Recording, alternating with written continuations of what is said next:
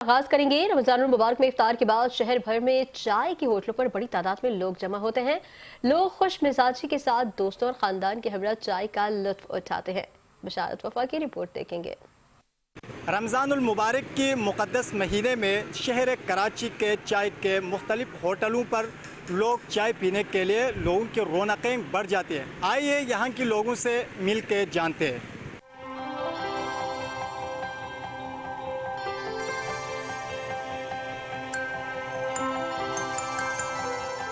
सुबह उठते ही सबसे पहले हम जो चीज़ देखते हैं वो चाय की तरफ होता है। हमारा ध्यान सबसे पहले चाय, और रमज़ानों में वो चीज़ हमें मिलती नहीं है, तो पूरा दिन बड़ा बेसब्री से इंतज़ार होता है। और रोज़ा के फ़ौरन बाद जो है वो इस तरह से निकल आते हैं चाय पीने के लिए दोस्तों यारों के साथ। गेस्ट आएंगे अभी तो उनको इधर बैठा कि चाय भी पिलाऊंगा और जो जिस काम से है उस पर बात भी करेंगे।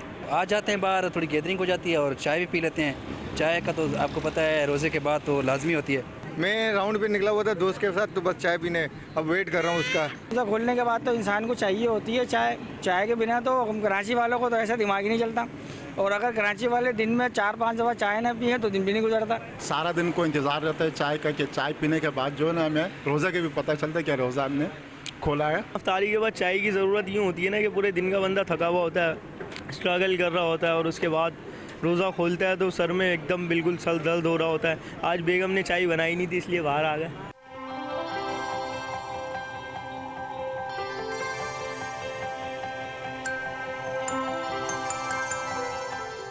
शहरियों का यही कहना है कि अफ्तार के बाद अगर चाय नहीं मिले तो जीना महाल हो जाता है। कैमरामैन जावेद अली के साथ बशारत वफा, 5 न्यूज़, कराची।